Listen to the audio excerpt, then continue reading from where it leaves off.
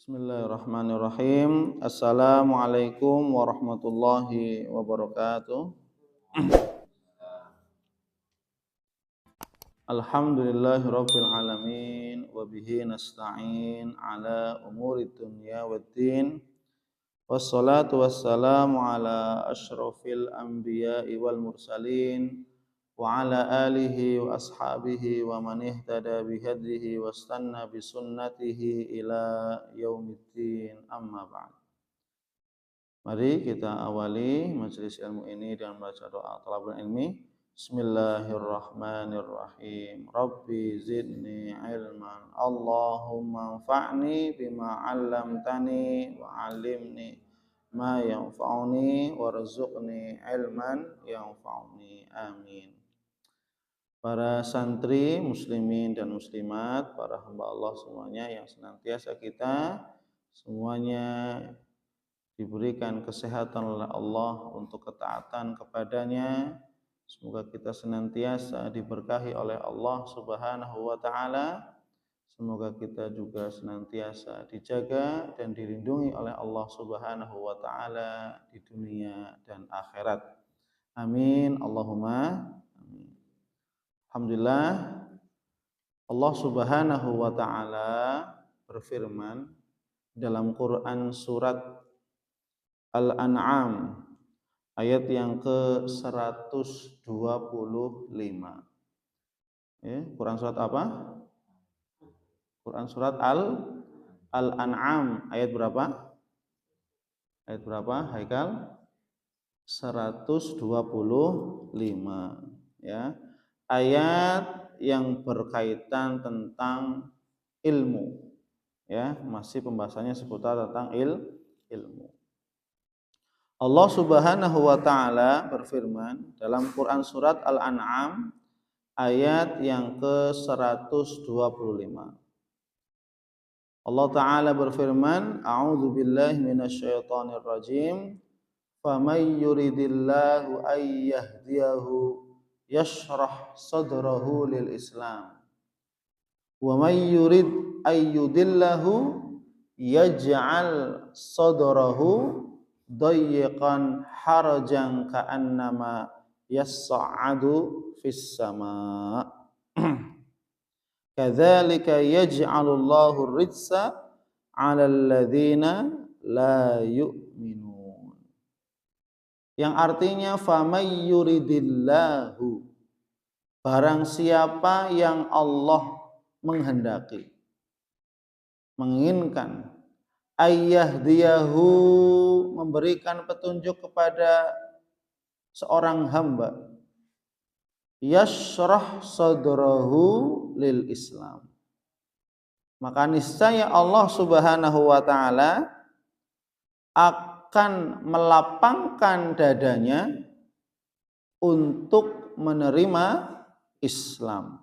Allah akan membukakan pintu hatinya, melapangkan jiwa dan dadanya untuk mau menerima Islam. Wa may yurid ayyudillahu, sebaliknya barang siapa yang Allah kehendaki akan disesatkan oleh Allah, ya. Kalau yang pertama, siapa yang dikehendaki petunjuk. Kalau yang kedua, siapa yang dikehendaki oleh Allah kesesatan. Jadi kalau Allah menyesatkan hambanya, yaj'al sadrahu dayyiqan harajan ka'annama yas'adu fis sama', maka Allah akan jadikan dadanya, jiwanya, hatinya terasa sempit. Sadrahu, dadanya, dayyiqan, dijadikan terasa sempit. Harajan ka'annama yas'adu fis sama', sempit dan sesak, kayak kehabisan nafas, ya. Ka'annama yas'adu fis sama', sebagaimana seakan-akan dia sedang mendaki ke langit. Karena kalau dalam teori, ya, ilmu alam, ketika kita semakin naik ke atas, naik gunung misalkan, ya, oksigen itu semakin turun, nafasnya semakin gap-gapan, ya. Maka ketika Allah Subhanahu wa taala menghendaki seseorang itu disesatkan oleh Allah Subhanahu wa taala adalah apa? Allah jadikan hatinya sempit, Allah jadikan hatinya sesak. Untuk apa? Untuk tidak mau menerima Islam, tidak mau menerima nasihat tentang Islam, tidak mau mendengarkan Al-Quran dan Sunnah, tidak mau mendengarkan ayat Al-Quran, tidak mau mendengarkan hadis Rasulullah Sallallahu Alaihi Wasallam. Kadzalika yaj'alullahu rijsa 'alal ladzina la yu'minun. Demikianlah Allah Subhanahu wa taala menjadikan ar-rijz, siksaan. Siksaan ya. 'Alal ladzina la yu'minun, kepada orang-orang yang tidak beriman. Ya. Poin yang pertama tadi apa? Barang siapa yang Allah menghendaki petunjuk, nih, tanda orang diberi petunjuk oleh Allah Subhanahu wa taala apa menurut ayat ini? Quran surat Al-An'am ayat 125. Tanda orang diberi petunjuk oleh Allah Subhanahu wa taala adalah apa? Allah mudahkan, Allah ringankan untuk dia mencari ilmu. Ini tanda berarti apa? Dia mendapatkan petunjuk dari Allah. Berikutnya, Allah pahamkan dia tentang ilmu agama. Tentang ilmu agama.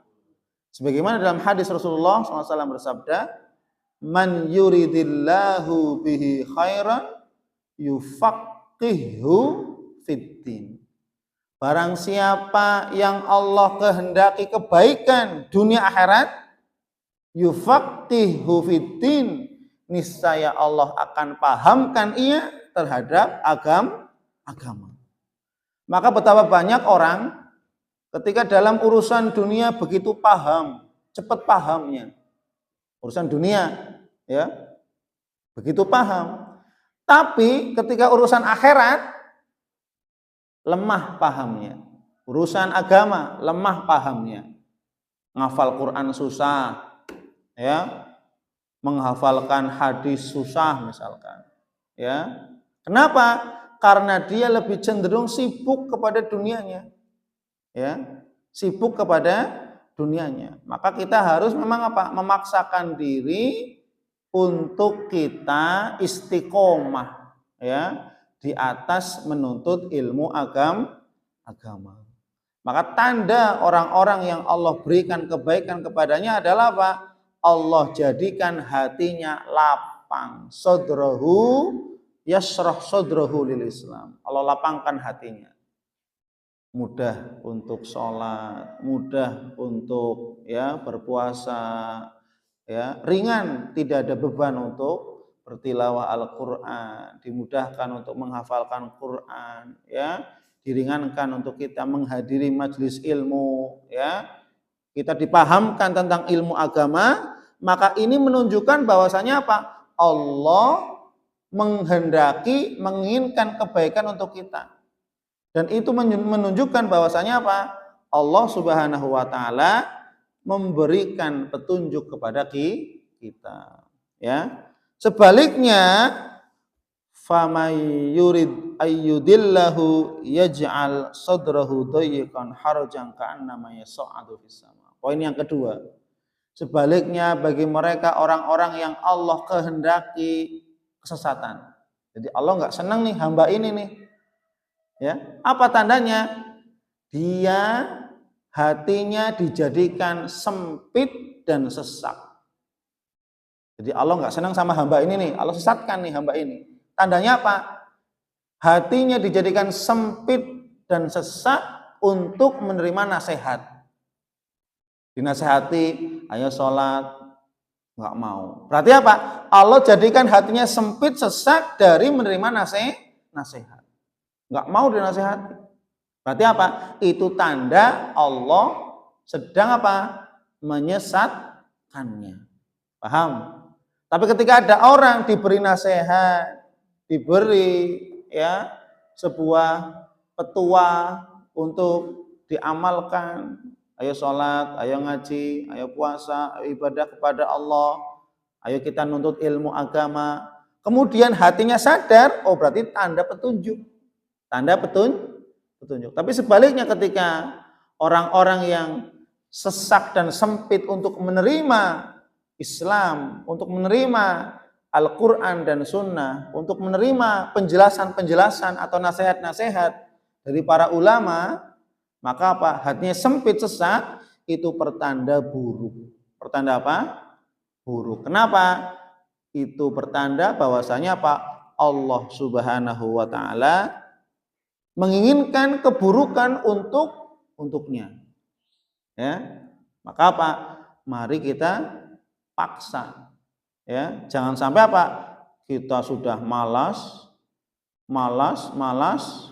Kemudian apa? Ya sudah malas, jangan. Tapi apa? Ketika kita malas, kita paksakan diri kita untuk tetap istiqomah beribadah. Karena yang namanya manusia itu kadang lagi rajin, datang malas ya, malas. Kira-kira malasnya itu dilawan apa dipelihara rasa malas?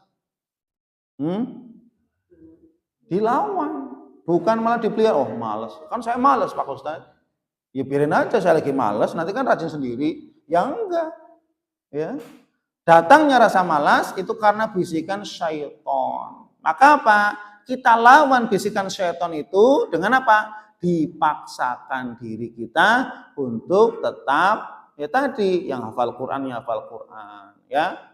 Itu. Yang nuntut ilmu tetap nuntut ilmu. Ya sholat, sholat. Dipaksa terus ya ketika sedang malas ya itu. Dan Allah mengatakan setelahnya menutup ayat ini, kadzalika yaj'alullahu rijsa 'alal ladzina la yu'minun. Demikianlah Allah Subhanahu wa taala ya menjadikan siksa bagi orang-orang yang tidak beriman. Jadi kalau ada orang yang, Pak Ustadz, saya nggak sholat, kok nggak disiksa-siksa ya di dunia? Saya jauh dari Allah, nggak pernah ngaji, nggak pernah puasa, kok saya nggak disiksa ya? Loh, kamu nggak sholat itu udah bentuk siksaan yang tidak terasa. Paham? Jadi jangan mentang-mentang kita berpikir bahwasanya siksaan itu bentuknya fisik, dicambuk, ya dipukul, mendapatkan azab atau apa saja di dunia seperti umat-umat terdahulu, seperti kaumnya Nabi Hud, Nabi Saleh, kaumnya Nabi Lut. Mereka memang ditimpa azab secara fisik langsung. Tapi bagi umat Nabi Muhammad ya, ketika dia meninggalkan sholat, ketika dia meninggalkan majlis ilmu, malas ibadah, itu adalah bentuk siksaannya di dunia. Apa itu siksanya? Dijauhkan dari mengingat Allah. Jadi orang nggak sadar bahwasanya apa? Siksaan itu bukan hanya sekedar siksaan fisik. Dipukul, sakit, biar sakit kamu, biar sakit nih. Syukurin kamu. Bukan itu, bukan hanya itu siksaan. Apa itu? Siksaannya Allah Subhanahu wa taala itu beraneka ragam. Dalam ayat ini, orang tidak sholat, orang jauh dari majelis ilmu, itu adalah bentuk siksaan. Apa? Tidak adanya kelezatan menikmati iman kepada Allah Subhanahu wa taala. Padahal Allah sudah ciptakan dia di dunia, Allah sudah buat tujuannya, wa ma khalaqtul jinna wal insa illa liya'budun. Tidaklah aku ciptakan jin dan manusia kecuali untuk ibadah. Tujuan kita itu ibadah di dunia, bukan untuk main-main doang, bukan hanya untuk kerja-kerja doang, tapi untuk beribadah kepada Allah Subhanahu wa ta'ala. Kalau dia tujuannya di dunia untuk diciptakan Allah untuk ibadah, loh kok dia dijauhkan dari tujuan ini, tidak sholat, tidak ibadah, tidak puasa, tidak ngaji, tidak ini, tidak taat kepada Allah. Itu adalah bentuk siksaan dari Allah yang tidak terasa. Paham? Jadi jangan berpikir tadi siksaan itu yang sifatnya fisik menyakitkan. Tapi kadangkala siksaan Allah itu berupa apa? Dia nggak sholat, itu siksaannya. Apa? Tidak bisa merasakan kelezatan, kenikmatan beribadah kepada Allah Subhanahu. Ini yang paling bahaya. Ini yang paling, orang kalau disiksa, oh ya Allah, saya tobat ya Allah. Ada orang nih, tadinya rajin sholat, kemudian ketika Allah berikan kekayaan, kemudian dia lalai. Akhirnya apa? Allah bangkrutkan, dibangkrutkan. Mungkin pabriknya kebakaran, akhirnya bangkrut. Kemudian dia, astagfirullah, mungkin ini azab Allah untuk saya. Baru dia sadar, mungkin ini azab Allah untuk saya. Kenapa? Saya dulu sholat, rajin ibadah, rajin sedekah, kemudian apa? Allah bangkrutkan saya dengan pabriknya kebakaran dan seterusnya. Ini azab Allah untuk mengingatkan saya. Bisa saja lebih ringan tadi azab seperti itu, gampang jadinya kita ingat kepada Allah. Tapi kalau orang sudah dilupakan untuk ibadah kepada Allah, tidak merasakan lezatnya ibadah, kenikmatan beribadah kepada Allah, ini Ibnul Qayyim mengatakan siksaan termasuk siksaan yang paling besar yang tidak terasa. Karena orang menganggap siksaan ini remeh, ringan. Padahal siksaan ini adalah siksaan yang besar. Apa itu? Menjadikan dia lupa kepada Allah Subhanahu wa ta'ala. Menjadikan dia lupa tujuannya untuk beribadah kepada Allah. Dan ini termasuk siksaan yang besar sewaktu di dunia. Maka kita harus ketika datang rasa malas, apapun itu, kita paksakan diri kita untuk tetap istiqomah beribadah kepada Allah Subhanahu wa ta'ala. Wallahu a'lam bishawab. Semoga Allah Subhanahu wa ta'ala senantiasa memberikan hidayah taufiknya kepada kita semuanya. Amin. Allahumma amin. Kita tutup. Wallahu a'lam bishawab. Subhanakallahumma bihamdik asyhadu an la ilaha illa anta astaghfiruka wa atubu ilaik. Wa a'fu minkum. Wassalamualaikum warahmatullahi wabarakatuh.